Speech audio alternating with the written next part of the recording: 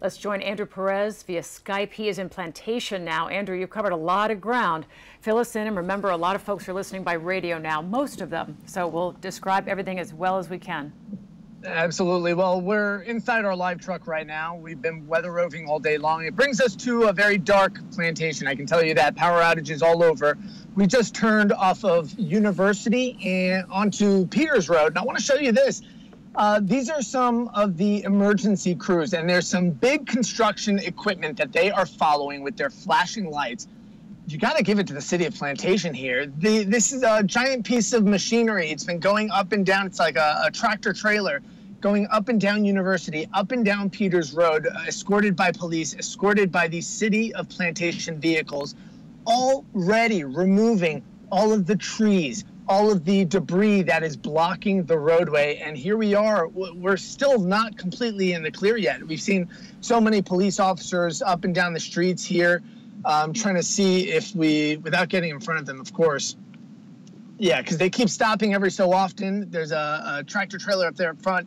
It stops, it picks up a giant tree off the middle of the road, moves it off to the side. They're not, removing these trees. They're not removing the debris and taking it elsewhere. All they're doing is clearing it to either the center or clearing it off to the side right now, escorted by construction crews right now as safety. Let me try to get out now because I see the construction crews, city vehicles are also getting out.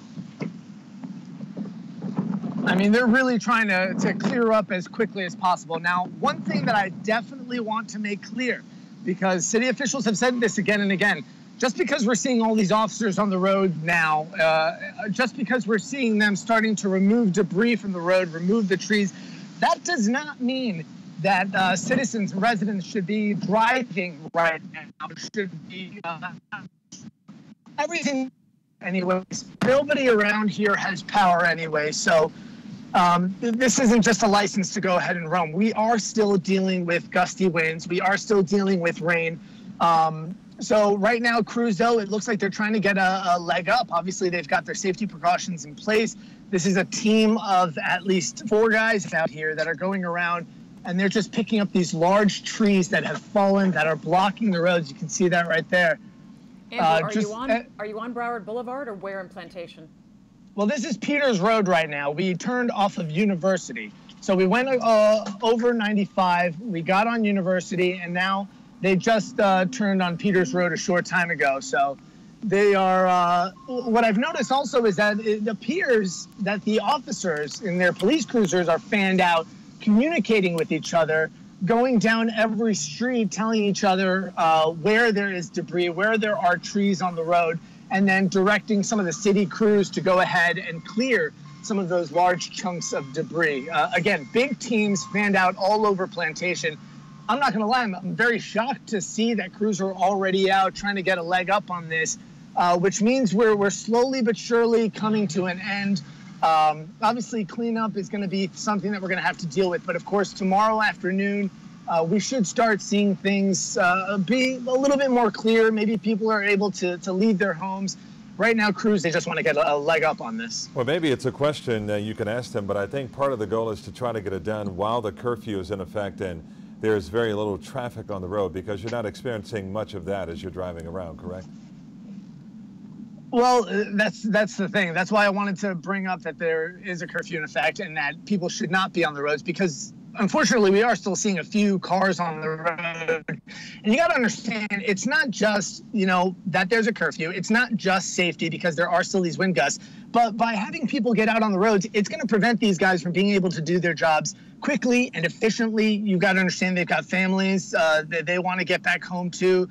They've been hunkering down for quite some time in their own respective safe places as well. So you also want to keep the roads clear so that they can do their jobs and that they can get everything done quickly. And Andrew, at this point, when you're driving around in the dark like this, I mean, the tree limbs and the debris in the road, they come upon you so fast you can hardly turn out of the way, I'm sure. No, absolutely. And that's the thing, obviously here on Local 10, since we've been doing so much storm coverage, I not only have my photojournalist there, we have another crew that is following us for safety. There's safety in numbers here. We've scouted out several areas throughout this storm where we feel we can be safe. So we've been traveling around, and here we find these crews that are going and picking up the trees. We had a huge issue with some of the trees and some of the debris driving around even in our own big groups, because no matter how slowly you drive, when it's pitch black dark out, you come up on a giant branch that you think you might be able to go over, but you can't. You come up on a giant tree that's just fallen over. You got to make a U-turn, try to find another way around. It creates a huge headache.